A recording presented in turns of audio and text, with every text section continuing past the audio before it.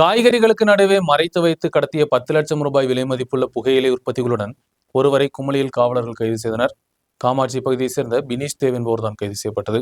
இடுக்கி மாவட்டத்தின் பல பகுதிகளில் விநியோகத்திற்காக கொண்டு வந்த 10 லட்சம் ரூபாயின் தடை செய்யப்பட்ட புகையிலை உற்பத்திகளுடன் காமாட்சி பாரக்கடவு பகுதியைச் சேர்ந்த பினீஷ் தேவ் என்பவரை குமுளி காவலர்களும் டான்ஸ் ஆஃப் குழுவினரும் சேர்ந்து பிடித்தனர். ரகசிய தகவலை தொடர்ந்து குமுளி காவலர்களும் நார்கோட்டிக் செல்லில் டான்ஸ் ஆஃப் அதிகாரிகளும் நடத்திய பரிசோதனையில் குற்றவாளியை பிடித்தனர். தமிழ்நாட்டிலிருந்து காய்கறி ஏற்றி வந்த பிக்கப் வேனில் தான் புகையிலை உற்பத்திகள் கொண்டு வந்தது. 31 சாக்குகளில் நிறைத்த உற்பத்திகள் வேனின் அடிப்பகுதியில் அடுக்கி வைத்த பின்பு மேல் பகுதியில் காய்கறி பெட்டிகள் நிரப்பி வைக்கப்பட்டிருந்தது. சுமார் 10 லட்சம் ரூபாய் விலை மதிப்புள்ள பொருட்கள் தான் எடுத்ததாகவும் கூடுதல் விசாரணை நடத்தப்பட்டு வருவதாகவும் காவலர்கள் தெரிவித்தனர்.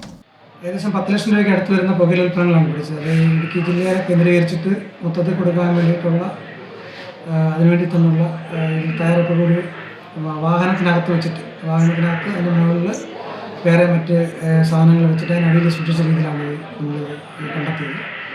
ഏകദേശം വിപണിയിൽ വിറ്റ് വരുമ്പോൾ ഏകദേശം 10 ലക്ഷം രൂപയ്ക്ക് അടുത്ത് വരും. പുതിയ ആവശ്യമാണ്.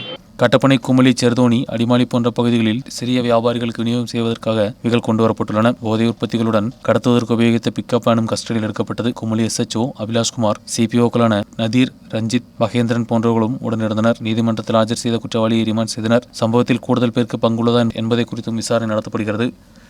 News bureau, Kumily.